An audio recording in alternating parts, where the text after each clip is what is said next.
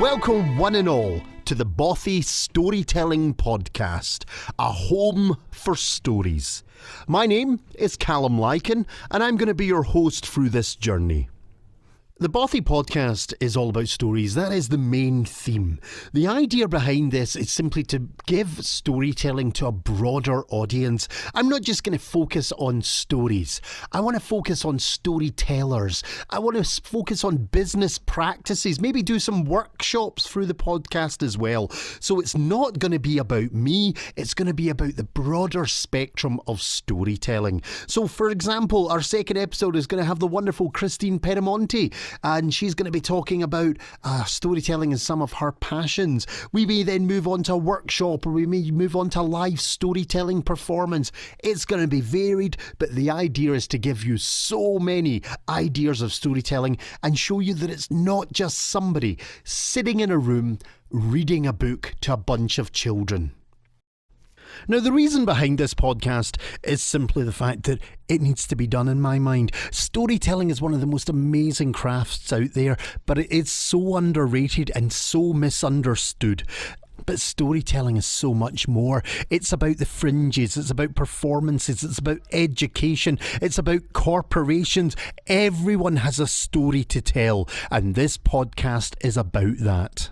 Now, as we move through the Storytelling Podcast episodes, we are going to evolve and grow. So I've mentioned interviews and tales and business practices and workshops, but we're literally going to try and do that and more. Whatever crazy mad storytelling idea that we can come up with, we are going to try and put in this podcast for you. So keep your ears peeled, and hopefully we'll have some excitement for you as we move on through the years. So the first episode of the Bothy Storytelling Podcast, I felt it would be important to introduce myself as the host. As I've said, my name is Calum Lykan, and I am a Scottish storyteller. My whole life is about travelling and telling stories. But it didn't start that way. It started in a little quiet seaside town known as Prestwick, in a place called Ayrshire over in Scotland. And it's about 5 miles away from where Robert Burns, the famous bard, was born. And like the bard himself, I too travelled across country to Edinburgh, and that's really where my story begins. But let's not start with the storyteller. Let's start a wee bit before that, because I had no dreams or aspirations about becoming a storyteller or a performer. In fact, most of my early days with work involved around being an apprentice butcher, a sound engineer in the background of performance, moving into retail, insurance sales, banking, just kind of jumping all over the place with various jobs. But I was effectively a blue-collar worker for many years, running divisions of the bank, running retail units, and my life revolved around that, the average 9 to 5 work. The idea of getting up in front of an audience used to terrify me. I used to get the worst stage fright ever. So I was very comfortable hiding behind a desk or hiding away in the background and not being, shall we say, so customer-facing. All that did change, though, when I did get seriously back into retail. And I used to run an alternative clothing store, selling rock and goth and merchandise along those lines. And that changed me a bit because I started to kind of adapt and create a persona for myself when I was working in the store. This allowed me to become a better salesperson. But then it evolved even more into a character. And all of a sudden, I'm starting to dress like a pirate. I'll be honest and say Pirates of the Caribbean had just come out, so it may have been a huge influence.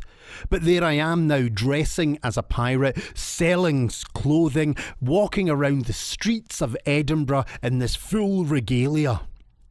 And when I decided to move on to a different place, the Royal Mile Armouries selling militaria and weaponry, I kept that persona, dressing the same way but now selling medieval weaponry.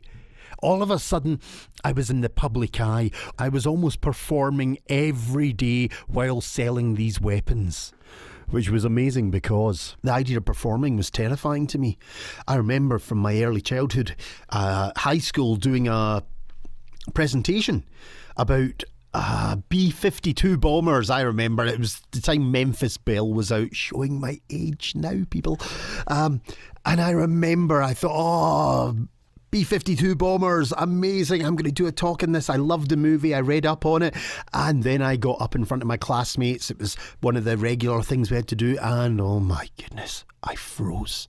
Fear, like I have never encountered, got me. I literally was just like stuck in front of everyone, just shaking, mumbling, confusing my lines. In fact, I remember at some point I was saying a name of a bomber and it effectively came out as Big Boobs. Yeah, this was just the beginning of the end for me when it came to this presentation, and I just collapsed. I couldn't even finish it.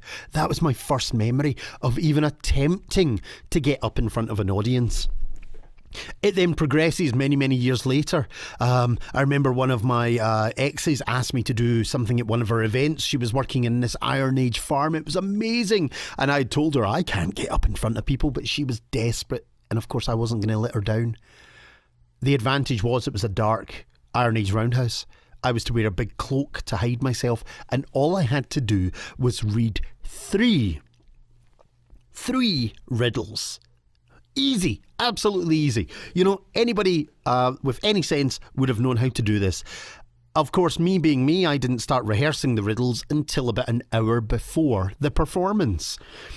I got up there, I was fairly confident, you know, by the time I arrived, I knew 2 of the riddles. The third one was a bit hazy, but I was pretty sure I could get it out. And then was my grand entrance into this show, and there I was, in front of 30 or so children. Their eyes burning into my very soul. I could not believe what I was seeing, and there I was, absolutely terrified, frozen to the spot once more. I remember bumbling and fumbling out the first riddle. They shouted out the answer eagerly. I remember chittering and chattering out the second one as my teeth started to knock together. They shouted out the answer. Then it came to the third riddle. My lack of preparation started to show. I was blank. I couldn't remember anything. I could not fathom out what I was to say. There I am, pacing in front of these children like a wild animal.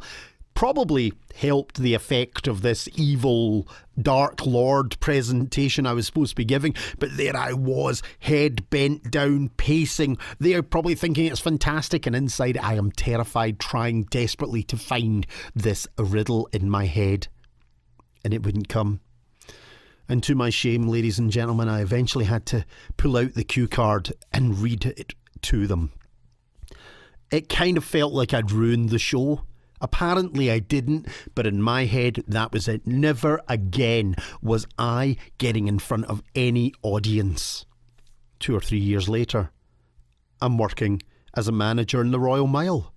I'm working in a medieval weaponry shop. I am telling the stories about all the weapons, selling them to customers, and we get this grand plan.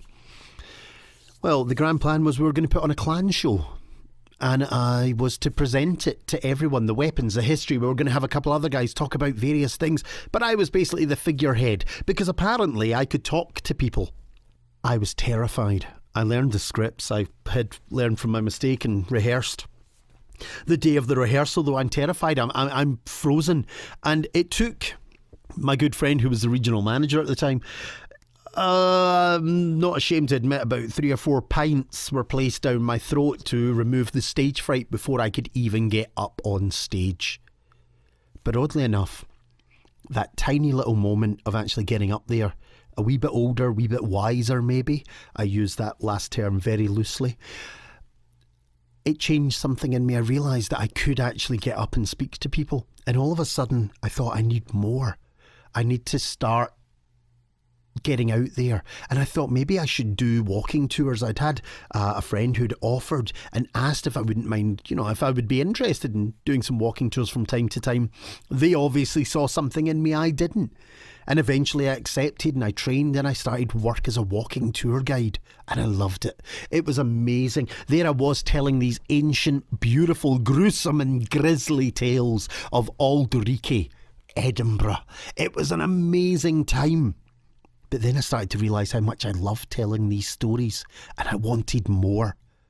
I had to find out about this, so I started Google searching storytelling. And that's when I made one of the weirdest discoveries of my life. The Scottish Storytelling Centre is in Edinburgh.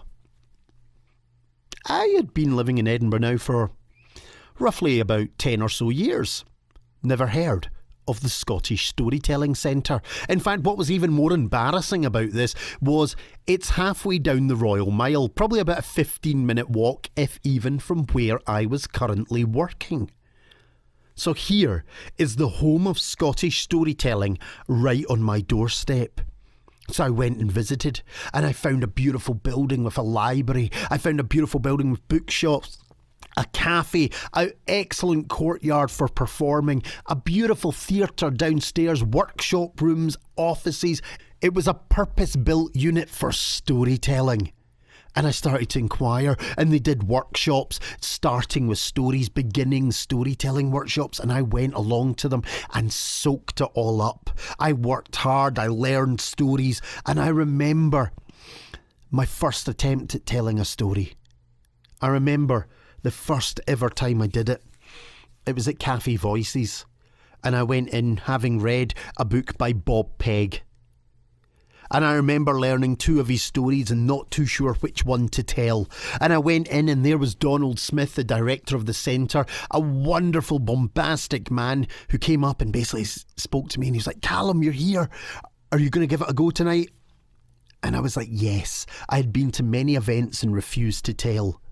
This time I was going to do it. And I said to Donald, "Donald, I've got 2 stories. I've learned them from this book from Bob Pegg, and I can't wait to tell one." And Donald said, "Well, that's fantastic, Calum, because Bob Pegg is the host tonight."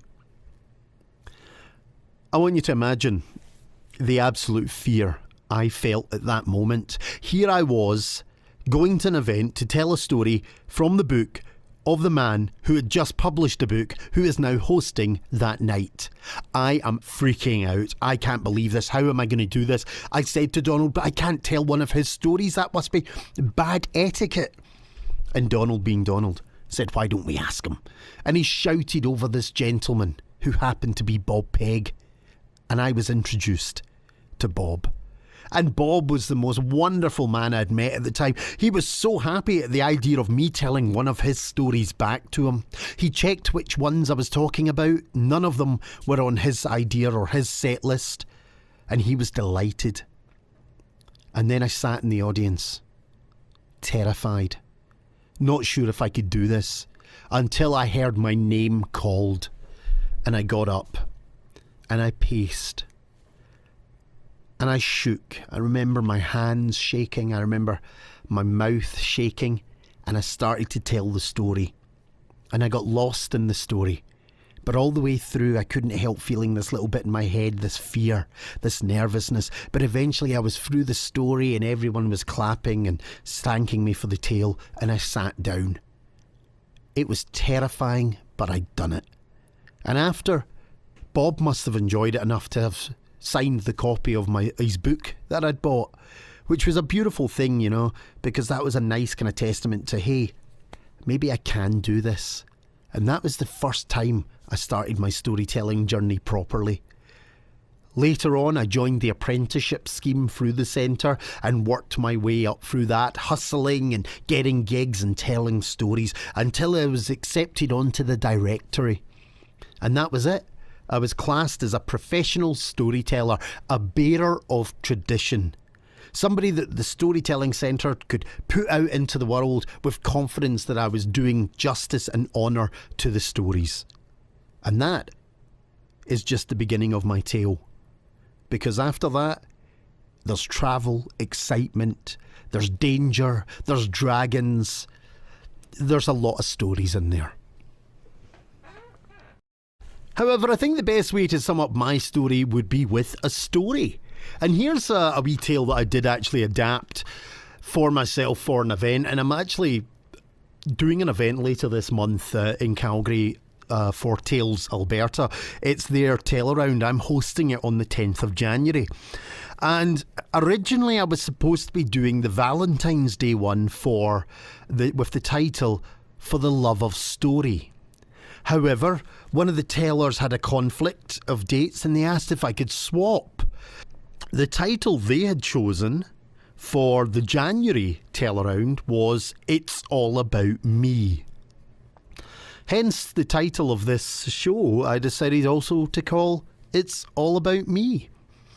But there is a story I adapted and I'm kind of relearning it for this event on the 10th, and I think it fits in perfectly for this show. So what would a storytelling show be without a wee tale to tell? So sit back, relax, and enjoy a little story. It's all about me. I'll probably cut this bit. So relax, sit back, and enjoy. Because once upon a time on the west coast of Scotland, there lived a young lad. And like any young boy, he played. He laughed, he cried, and he was as happy as any other child. Yet something did not quite fit. He wanted things to be different. One day, as a young man deep in thought, he started to walk. And he kept walking and did not stop as he set out into the world to search, moving from place to place, looking for his fit. Now, with no destination in mind, he became an apprentice in different towns, learning the trades of many masters: the butcher, the engineer, the salesman, and the carver.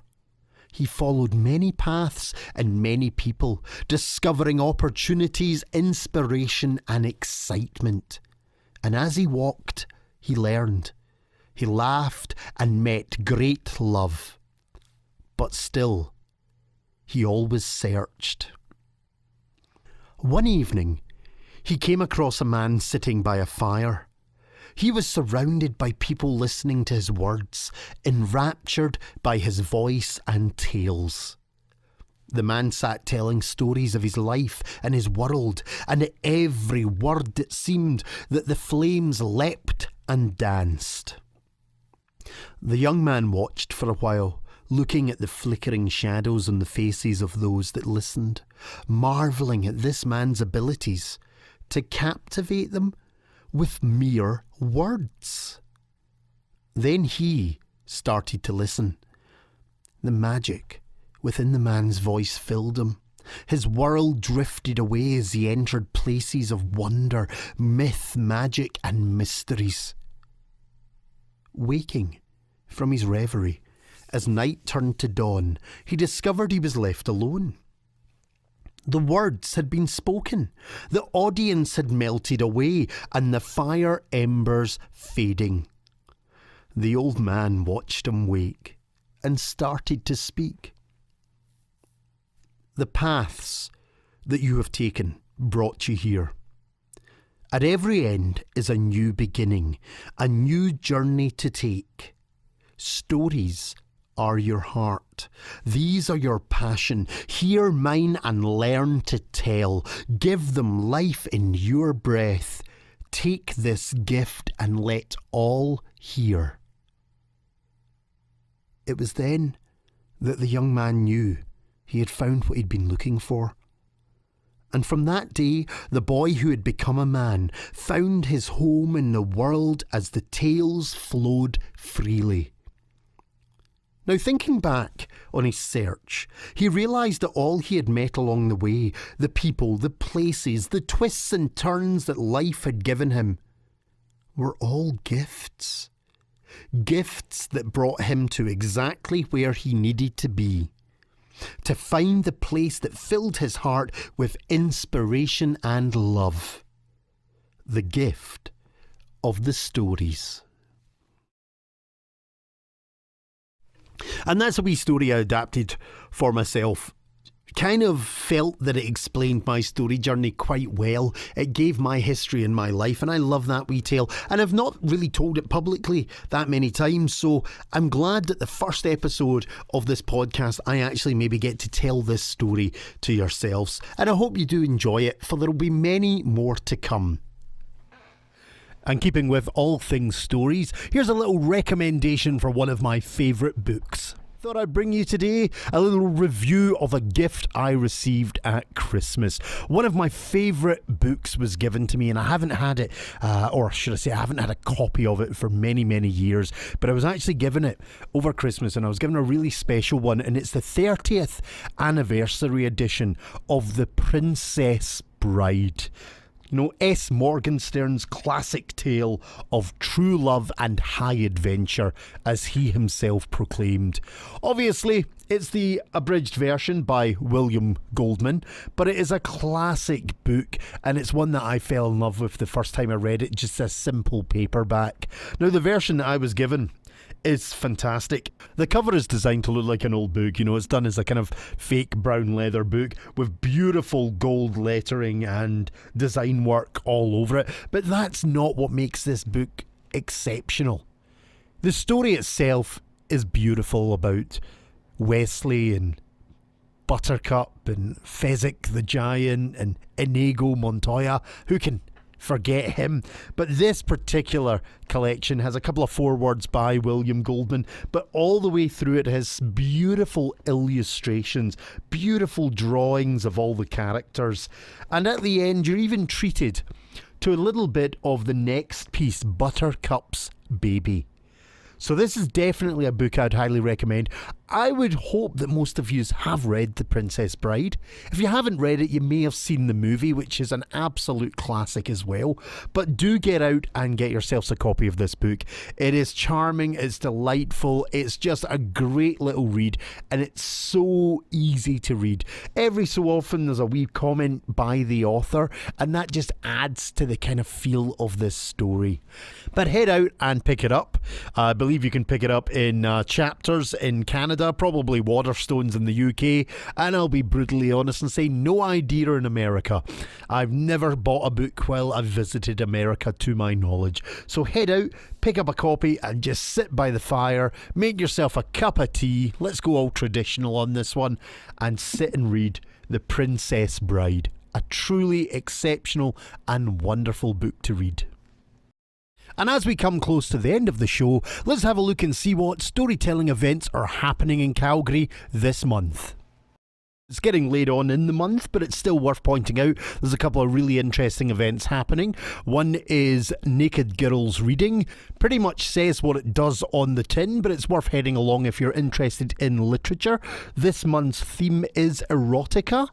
On the 17th to the 19th, a rather fantastic project happening, part of the High Performance Rodeo, through a company called Trophy from the East Coast. It's going to roughly be an installation of about 15 to 20 tents, and in each tent there's a storyteller telling a 4-minute tale about a story that changed their life. A fantastic installation, so head along to that at the High Performance Rodeo event. Go onto their website and have a look, and that one is from the 17th to the 19th of this month. On the 25th we have the Calgary Story Slam. That is at the Pint on 17th. This month's theme is gumption, so the Story Slam's a really fun concept. Go along if you're an avid listener of tales and enjoy. If you have a 5-minute story to tell on gumption, you can get up there, tell that story and potentially win the Story Slam for that evening. And then finally for the month, on the 31st of January, we have at Shelf Life Books Back Alley Tales, and that is going to be myself and Karen Gumo and a wonderful musician accompanying us, doing a series of stories about Calgary and Edinburgh, and that's at Shelf Life Books on the 31st. So the Bothy Storytelling Podcast does have a Patreon page, and if you enjoy the stories, if you enjoy the podcast, do pop onto it, find the Bothy Storytelling Podcast and become a patron of the podcast. This will allow the Bothy Storytelling Podcast to grow and develop in all ways. It will allow me to develop better workshops for the show, business practices, invite more interviews from other storytellers onto the show, as well as research a whole wealth of tales to tell you. Now, if you have any queries or any questions about it, if there is a story theme, or if you want to even be interviewed on the show, have a look for our email address, which is bothytales@gmail.com. BOTHY tales@gmail.com. So thank you very much for joining us for the first ever episode of the Bothy Storytelling Podcast. Do join me for the next episode, which will be an interview, or maybe I should probably say a conversation, with a wonderful storyteller, Christine Perimonti, where she's going to be talking a little bit about herself and all the projects and the fabulous storytelling events that she's involved with.